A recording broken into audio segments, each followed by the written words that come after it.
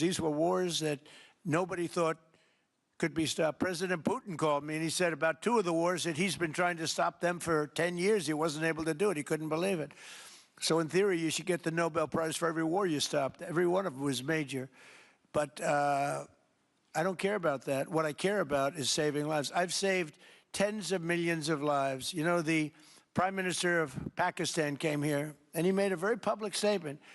He said that President Trump saved minimum 10 million lives having to do with Pakistan and India, and that was going to be raging. So, you know, but I'm honored that she's coming here. I look forward to meeting her, yes. And on Minneapolis, Go ahead. On Minneapolis, Mr. President, I have a follow-up for you. The state officials there have said that the FBI is not sharing evidence with them. Typically, they would conduct a joint investigation, as you know. Do you believe that the FBI should be sharing evidence with state officials in Minnesota? Well, normally I would, but they're crooked officials. I mean, Minneapolis and Minnesota, what a beautiful place, but it's being destroyed. It's got an incompetent governor, fool. I mean, he's a stupid person. And it looks like the number could be $19 billion stolen from a lot of people, but largely people from Somalia. They buy their vote. They vote in a group. They buy their vote.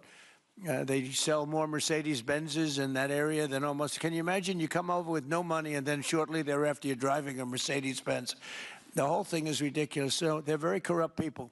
It's a very corrupt state. I feel that I won Minnesota. I think I won it all 3 times. Nobody's won it since Richard Nixon won it many, many years ago. I won it all 3 times, in my opinion. And it's a corrupt state, a corrupt voting state. And the Republicans ought to get smart and demand on voter ID. They ought to demand maybe same-day voting and all of the other things that you have to have a safe election. But I won Minnesota 3 times, and I didn't get credit for it. I did so well in that state every time. The people were crying every time after. That's a crooked state. California is a crooked state. Many crooked states. We have a very, very dishonest voting system. The last time I won, 24, the one that just took place, I won because it was too big to rig. You couldn't rig it. It was too big. But I won the state of Minnesota. It's a corrupt voting system with an incompetent governor, a very incompetent governor. And by the way, he's a very corrupt governor, too. Go ahead. I have a question on Iran, but first, very quickly on Venezuela. How do you provide total security guarantees to these companies without putting U.S. boots on the ground? Well, we're going to work with the Venezuelan leaders and people, and we're going to have a very safe group. And they're going to also bring over some security with them. You know, these are not babies. These are people that drill oil in some pretty rough places.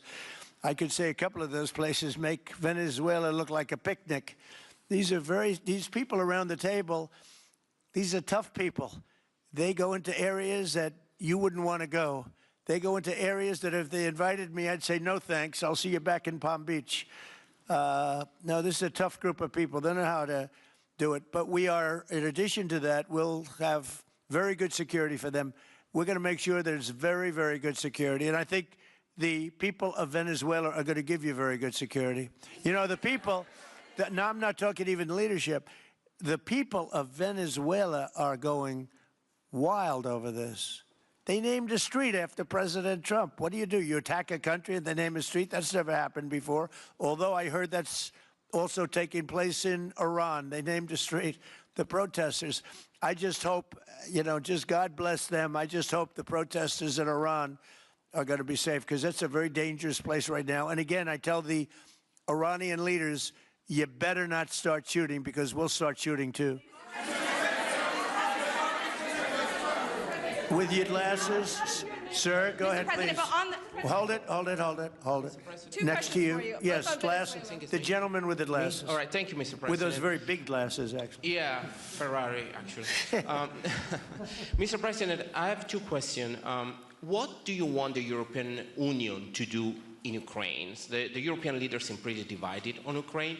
And then, if you can reiterate this straight message that you have to the Iranian leader, to Khomeini, the message that you have. You're talking about Iran? Iran, yeah. What do I want Iran to do? I'm sorry? Where are you from? Italy. Oh, nice place. Yeah. Okay. The first question So is what on are you Europe. asking about Iran for? Well, if you can answer about Europe and what you think the Europeans should do on Ukraine, and then a message.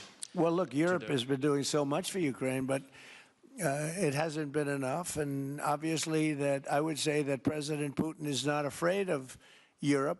He's afraid of the United States of America, as led by me. There's no fear of Europe. You know, Europe's fallen behind. And